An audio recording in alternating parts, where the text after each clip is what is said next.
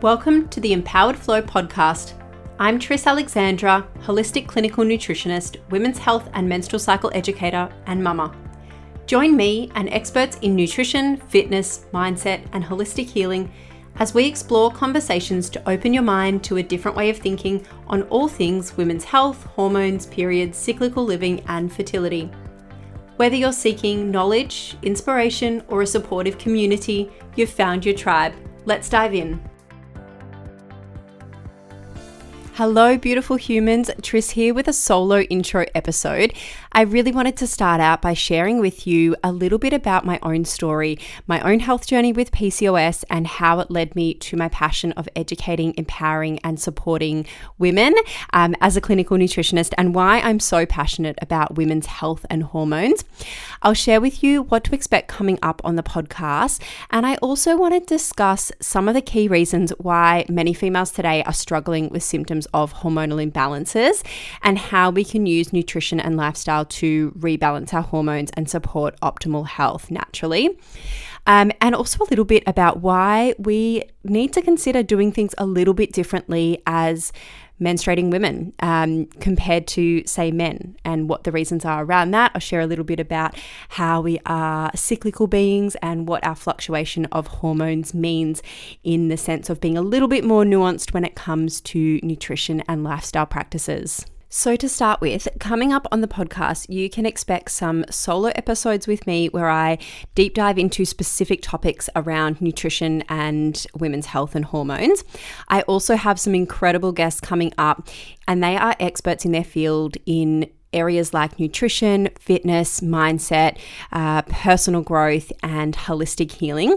So I'm really excited to bring some conversations around all sorts of topics to help you out with your health and hormones there. Now, for those who don't know me, I wanted to share a little bit about my story and what brought me here, because way back when I was 21, I was diagnosed with PCOS, so polycystic ovarian syndrome, and I had absolutely no idea what that meant at the time.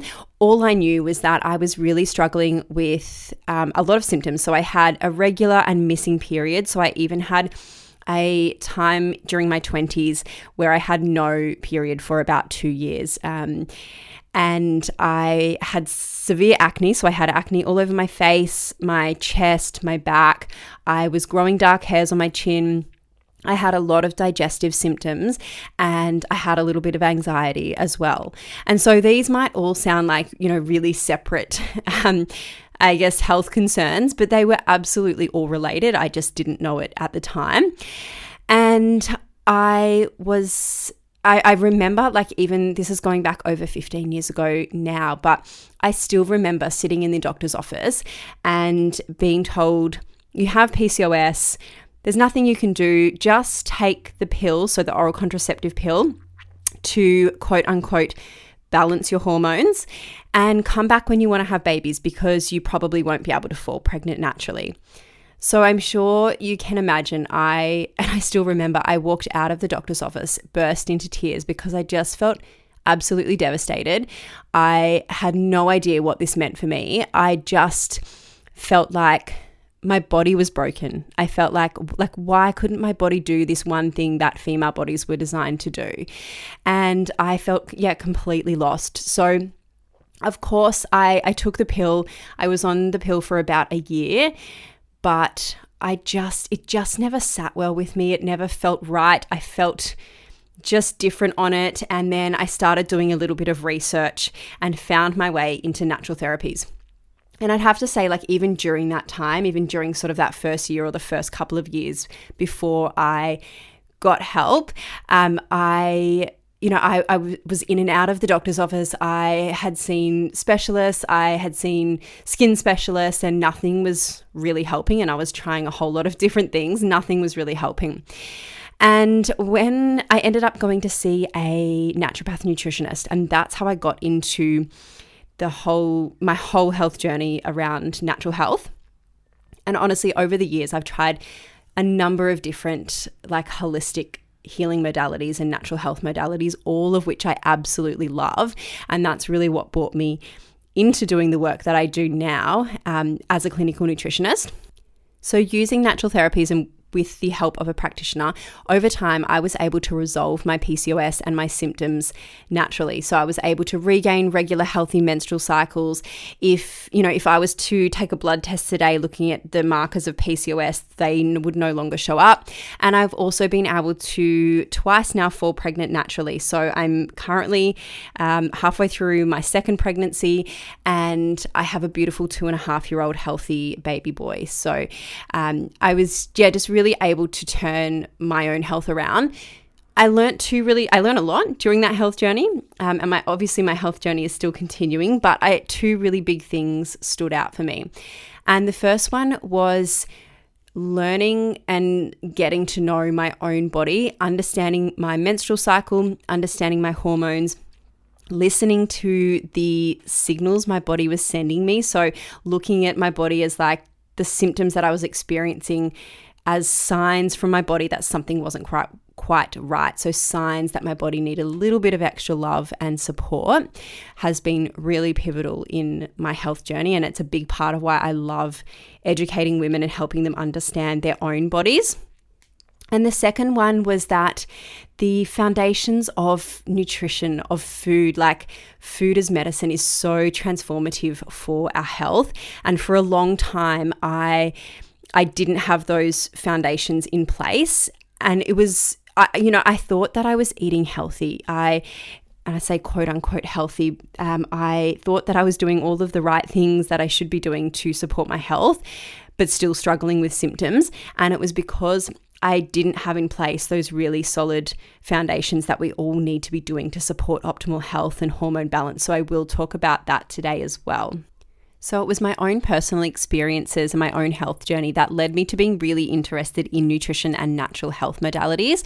And I ended up studying a Bachelor of Health Science in Nutritional Medicine because I really wanted to help women just like me. I wanted to help those women who feel disempowered, who feel unheard, who are struggling with symptoms or with health concerns and they're not sure where to turn and what to do, or they feel like overwhelmed with all of the information out there. I now get the honor of working with women in my online clinic, not only getting to help them with the nutrition and lifestyle strategies that are going to resolve symptoms and get them to that, not just resolve symptoms, but get them to that place of optimal health and feeling their absolute best. But I also love getting to guide women to educate them about their bodies, about their menstrual cycles, and get them reconnected to their body so they can understand what does and doesn't work for them, because we are different, and something that works really well for one person may not be the best thing for somebody else. So it's all about getting to know our own bodies. And I truly believe that starts with connecting to our menstrual cycles and our hormones and understanding our physiology as women. I think that brings us to the question of why are so many women today struggling with symptoms of hormonal imbalances? What is going on with our health? And I think it's definitely a multifactorial answer, and I think there's a lot of contributing factors, but I wanted to chat about some of the key things that I see and some of the key things that we need to consider when it comes to our modern lifestyles, our food system, our environment, and some of those things that are playing such a huge role on our hormones and on our overall health. So the first one I wanted to chat about was the concept of evolutionary mismatch or epigenetic mismatch. And what this really is about is how our modern lifestyles and how significant our lifestyles today have changed, compared to our ancestors, compared to, say, when we were hunter-gatherers. But in that time, our genes, our genetics haven't really changed all of that much. And that means that we have this mismatch between our lifestyles and the genes that were once, supporting us, that were once beneficial back when we were hunter-gatherers, back when we had periods of feast and famine, or we were running away from life-threatening danger like a tiger. These genetics are potentially no longer serving us in our modern lifestyles. If you think about it, we are more sedentary, we are more stressed, we have food available literally everywhere we go. And I'll talk about, even the food system and what is available now. And we're also exposed to a multitude of environmental toxins that our bodies have to deal with on a daily basis. Now, in the case of, say, PCOS, polycystic ovarian syndrome, if we look at some of the genes involved in the pathogenesis of PCOS, because we know there is a genetic component to it, those genes potentially served women really well. They're genes that increased insulin resistance, so women could store more fat during times of famine, and that increased their potential or their chance of survival, because remember that this was a time when people were really highly physically active as well, and they were going through those periods of feast and famine. They're genes that are involved in elevating androgens, so hormones like testosterone, and that supports increased muscle mass and physical performance. So potentially for them, running away from life-threatening danger, but also those genes would be passed down to male offspring. And they're genes that they kind of, essentially delay fertility. So for anyone listening who may have PCOS, I do want you to know that whilst everyone's fertility journey is absolutely different, a diagnosis of PCOS is not a diagnosis of infertility. And that's a whole nother topic. But for today, the genes involved in PCOS were delaying fertility, potentially so that women could reproduce during safer times. Now, in saying all that, I don't want you to feel disempowered by thinking, well, I've just got these genes that mean that I have this condition, or I have, the increased risk of insulin resistance or anything else. Because what we do know is that genetics loads the gun and environment pulls the trigger, which means we actually have the power to change our health. And I know that might feel challenging or triggering, but I want you to feel empowered by that we are able to make change to our health, despite our genes a lot of the times. But we do need to adapt and change from perhaps what is common, or we do really need to support our bodies in a different way than what's common in our modern lifestyle, or support it through the things in our modern lifestyle that are potentially causing hormonal imbalances. What I thought would be helpful was sharing some of the common things I see in relation to our food system, exposure to toxins, even our diet culture that contribute to women experiencing symptoms of hormonal imbalances, and some of the practical things we can do to support the balance of hormones naturally. Many women I see are experiencing symptoms that some of them might recognize as their hormones, and others may not realize are connected to their hormones. Everything in our body is truly connected. So some of the most common symptoms that I see are irregular menstrual cycles. So that might be cycles longer than 35 days or shorter than 25 days, or wide fluctuations between that. So you might have one cycle that's, 30 days, another cycle that's 40 days, another cycle that's 55 days. So seeing the really irregular cycles.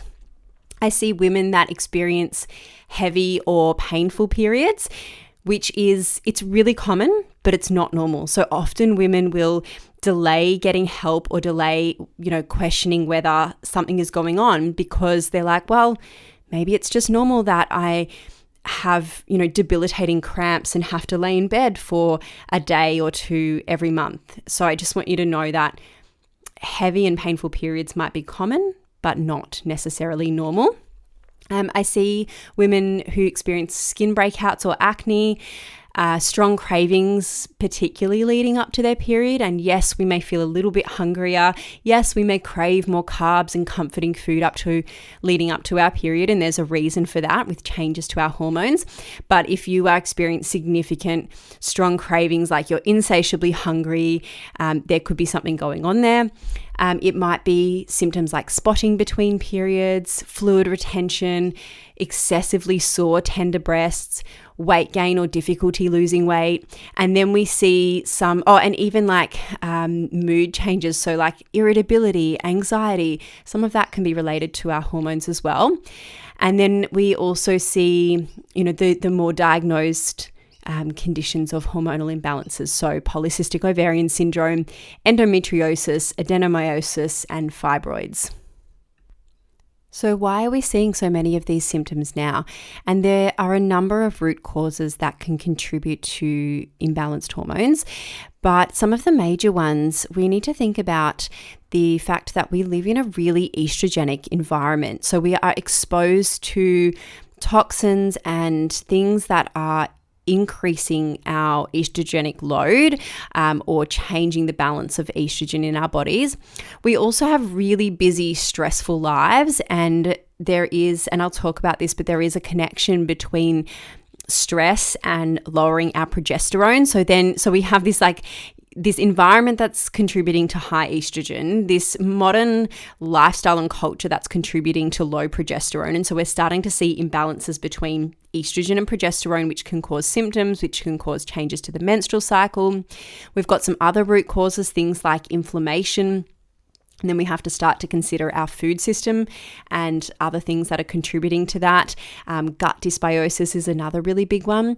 So there's a number of root causes that can contribute to our hormones.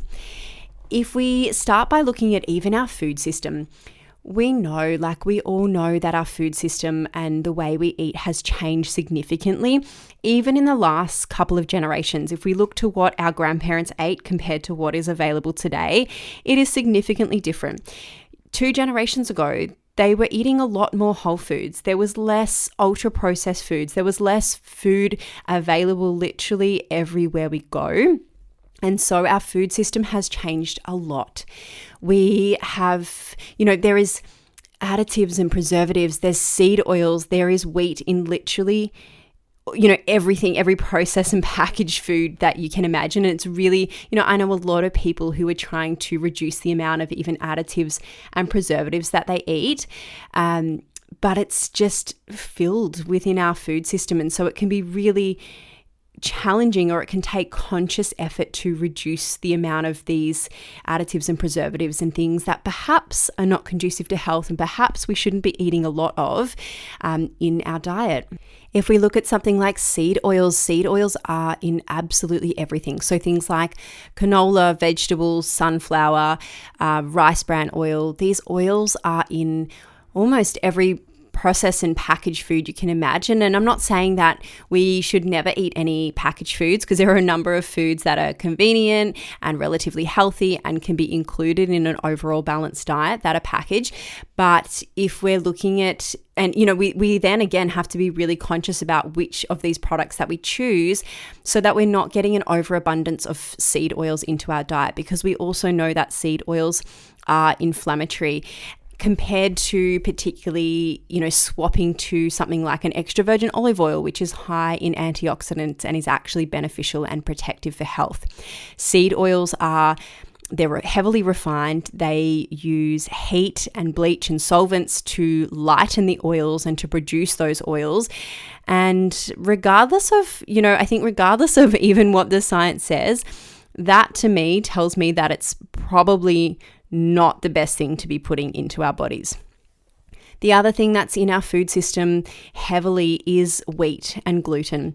And this isn't to say that everybody has a gluten intolerance or symptoms of gluten intolerance. But again, I think that reducing the amount of wheat and gluten that we eat is beneficial for a lot of people. And that is because wheat is heavily sprayed with glyphosate. It's one of the biggest or most heavily sprayed crops. And we know the impact of glyphosate and the impact even that has on the gut microbiome and its relation to our overall health. And again, it's not that you need to go out and have a gluten-free diet or completely, avoid it, but because it is sneakily in so many foods, we do need to be conscious about how much of that we are consuming on a day-to-day basis. It's always about our overall diet, the bigger picture, and not like drilling down into every minute thing that goes into our mouth, but just really looking at the bigger picture of what we're consuming on a daily and weekly basis and how that might be either benefiting or not benefiting our health. Something that makes things really challenging, I think, is the overwhelm of information and the confusion with information, particularly when it comes to food marketing, so the labels that are on foods. We are seeing more and more packaged foods that have all of these marketing labels on the front, like it's high protein and it's got fiber, so it's great for your gut, and it's got this in it, so you should eat it. And I would have to say we should really ignore what's on the front of a packet. We should ignore these marketing labels, particularly the health star rating in Australia, and be looking towards the back of the packet. Look at the ingredients first off, keeping it really simple. Like, is there minimal ingredients? Are most of the ingredients whole foods? Is there none or minimal numbers on there? Because numbers, or some of those things are generally like preservatives and additives and fillers and things that we don't need too much of. And then we also have our soils that have been depleted through farming practices. And so we're seeing, less of certain nutrients in our food compared to what we might have had a few generations ago. So we know there's been big changes to our food system, and it does mean that we need to be more conscious about the food and the types of foods that we eat. And again, like I mentioned, like it's about that big picture. It's not about worrying and stressing over every little thing, but just doing our best to, working towards a more whole foods diet. And I'll talk about those like nutrition foundations later and what a predominantly whole foods diet looks like. But just on the thought and the topic of diets and dieting, and I don't like using the word diet when it comes to nutrition, because for a lot of people, when they think about the word diet, they think about extremes and they think about dieting to lose weight. But our diet culture has really shaped the way that we think about food and certain nutrients and things that are in our food that have been shaped by this diet culture that's not always and not often backed by solid evidence, and has really changed over the years. Like, I grew up in the 90s, and I'm sure most of you would have remembered, we've gone through like the low carb era when the Atkins diets and those kind of diets came out, and suddenly everyone was fearing carbs, and carbs was the worst thing that we could be eating. And then it was the low fat, low cholesterol era, because don't eat fats, they'll make you put on weight, or they'll contribute to heart disease because they'll cause high cholesterol.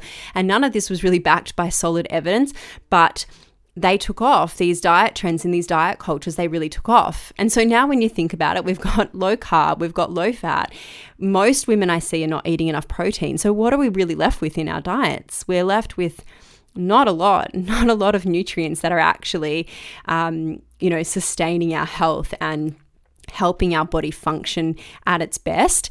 And at a most basic level, like everything in our body, all of our, enzymatic reactions and biochemical reactions and production of hormones and neurotransmitters all need nutrients to function, and most of those nutrients need to come from the food we eat. So I've gone off on a little bit of a tangent, but back to diet culture. So we've had, the low fat era, the low carb era. We've had, fasting, which I will talk about the science behind some of these practices like fasting and why it may not be best for women, particularly women who are menstruating. But we've had fasting. We've now got, the big debate between vegan versus carnivore. And when I speak to women in clinic every week, often these diet cultures and trends, like we're often holding these beliefs around food and the food we should and shouldn't be eating, and that impacts our behavior around food, and it makes things really confusing and really overwhelming. And I often get women say things like, I feel like I'm eating healthy. I feel like I'm not doing X, Y, and Z, and I'm eating really healthy, but I'm still experiencing all of these symptoms. Again, just bringing it back to the foundations of nutrition that we all really need to be doing. And I'll talk about what those are shortly. But a lot of us are missing out on really nailing these foundations and really nailing the basics. And I think some of that comes from this diet culture and these beliefs that we have around food and what we should and shouldn't be eating. So I want to shift gears a little bit and talk about our environment, because I spoke about our environment being quite estrogenic and that contributing to an imbalance of things like the ratio between estrogen and progesterone. So we are exposed to a multitude of toxins and chemicals that are endocrine disrupting chemicals. So you might have heard of the term EDCs before. Now, EDCs have the ability to block, mimic, interfere with the natural production and release of hormones in our bodies.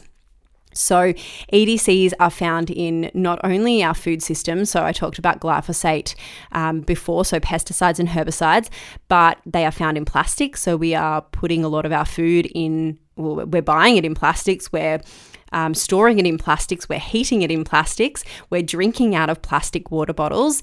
We are exposed through our household cleaning products, through skincare, through our shampoo and conditioner, through our deodorant, through our makeup. I feel like when I think back to in my 20s, I was a makeup artist and I would never walk out the door without a full face of makeup. And I cannot tell you how many products and things that I would have used, how much makeup I would have used, and how much that was going onto my skin and absorbing into my body. And at the same time, I'm wondering why I was experiencing these issues with my hormones. And I obviously had no idea at the time.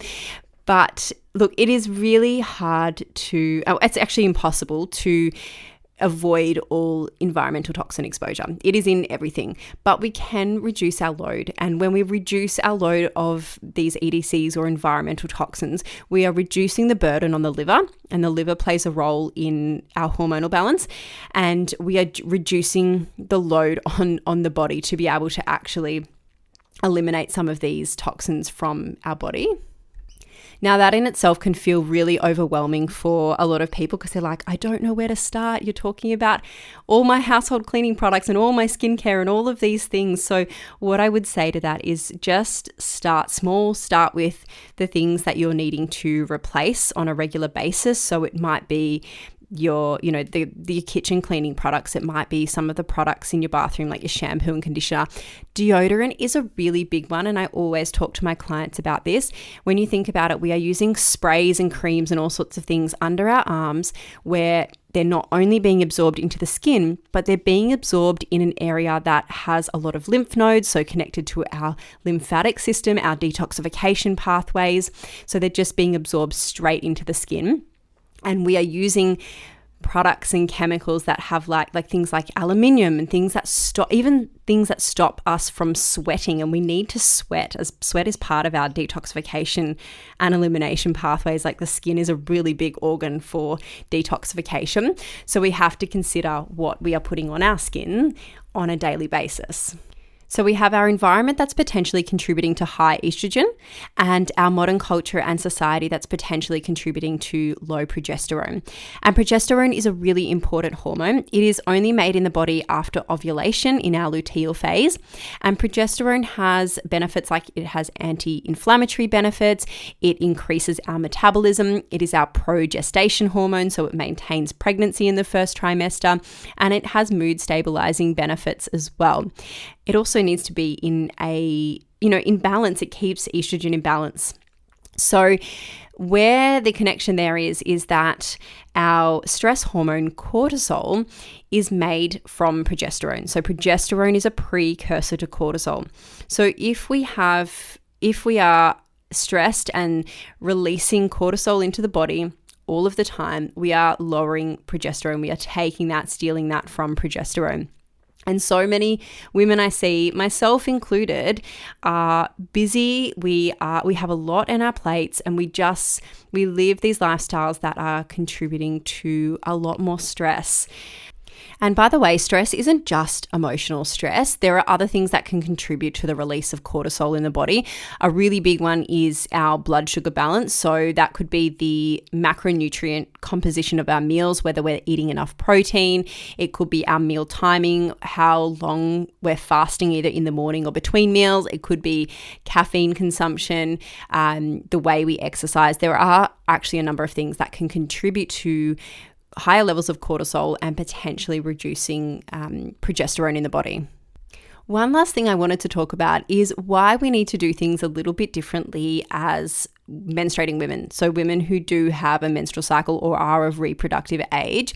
And that is because we have a fluctuation of hormones that occurs across our menstrual cycle. And we want to support that balance of hormones to flow the way that it needs to for a healthy menstrual cycle.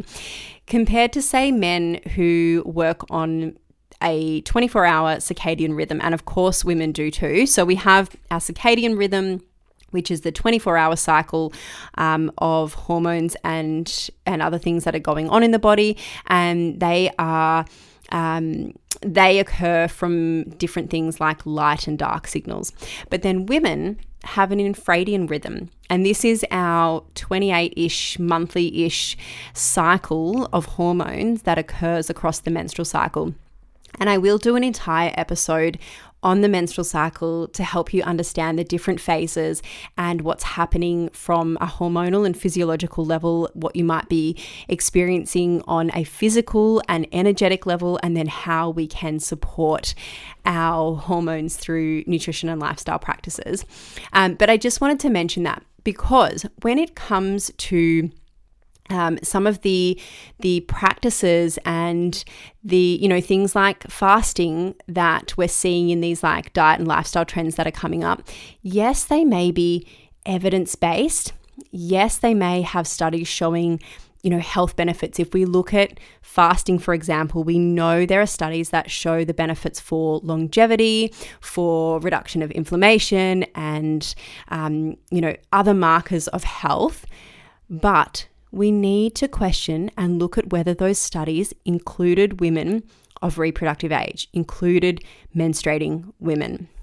Often these studies are only done in men, and that's because women complicate things with our menstrual cycles, or if they do include women, there's no markers in there looking at and monitoring whether it is impacting the menstrual cycle and women's hormones. So we have to be discerning about some of these diet and lifestyle trends that are coming up and question and be a little bit nuanced in either the way we do them or whether we should do them at all. If we are women of reproductive age, if we are menstruating women. Now, fasting, for example, shows benefits in men, and it shows it's beneficial for women who are postmenopausal and no longer have a cycle. But in women who are menstruating, it can really impact that balance of hormones. So I just wanted to bring that up because I often see women doing things like fasting is a really big one. Fasting in the morning or having coffee for breakfast and then not eating until well and truly later in the day. And then if they're doing that, or if you're doing any of these sort of practices and you're seeing changes to your menstrual cycle, or all of a sudden you're finding yourself with painful periods or longer cycles or something else going on, take that as a sign from your body that something isn't quite working for you, that something is maybe not the right thing for you to do. So I just wanted to bring that up.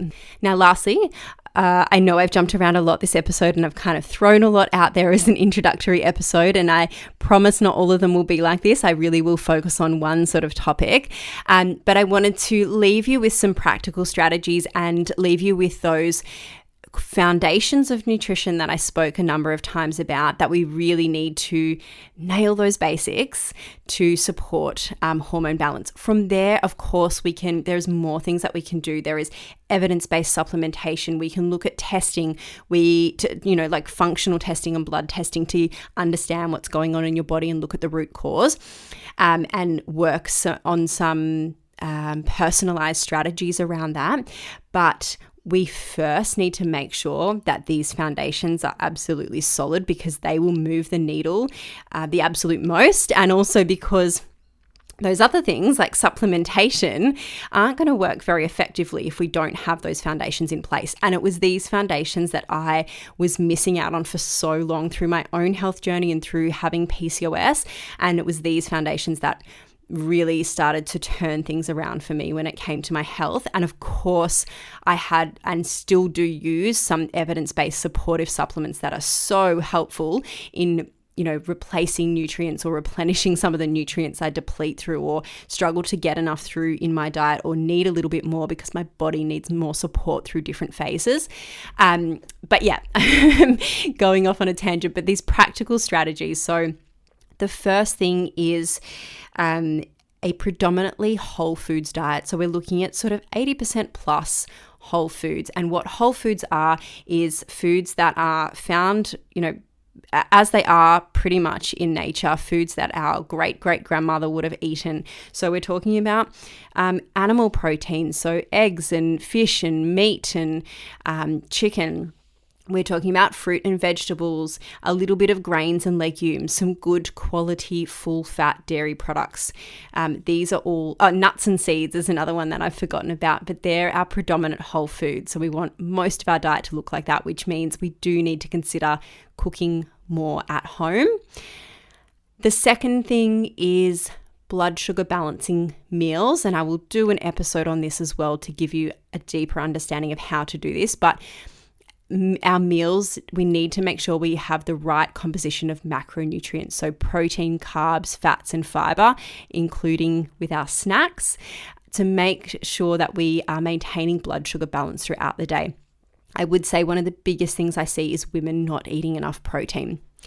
The third thing is a diversity of food and fiber for our gut health, and also potentially including some fermented foods, so things like sauerkraut, cultured yogurt, kefir, kimchi, miso, to support our gut health, because we know how strongly our gut health is linked to so many things in the body, including our hormones. And then the last one, like I spoke about, was the reduction of environmental toxins. So looking at both foods that support detoxification, things like our brassica vegetables, so broccoli, cauliflower, kale, good quality proteins are really needed to support detoxification, but then also lifestyle practices that support the detoxification and elimination pathways as well. So exercise, sweating, saunas, dry body brushing, and then of course reducing our actual exposure. So those things that I spoke about before, looking at low tox alternatives for household cleaning products, makeup, skincare, all of the things. So I hope this episode's been really helpful for you. I know I have gone on about so many different topics, but I hope that's given you some insight into understanding why we are seeing more and more hormone imbalances in women, and how some of the environment, our food systems and our modern lifestyles could be contributing to that. All right, lovelies, I will see you in the next episode. Thanks for joining us on the Empowered Flow podcast. If you enjoyed today's conversation, I'd love you to share it with a friend and take a moment to rate, review, and subscribe. Your support means the world and fuels our mission to empower women everywhere. You can also reach out to me on Instagram at Tris Alexandra Nutrition. Sending big love. I'll catch you in the next episode.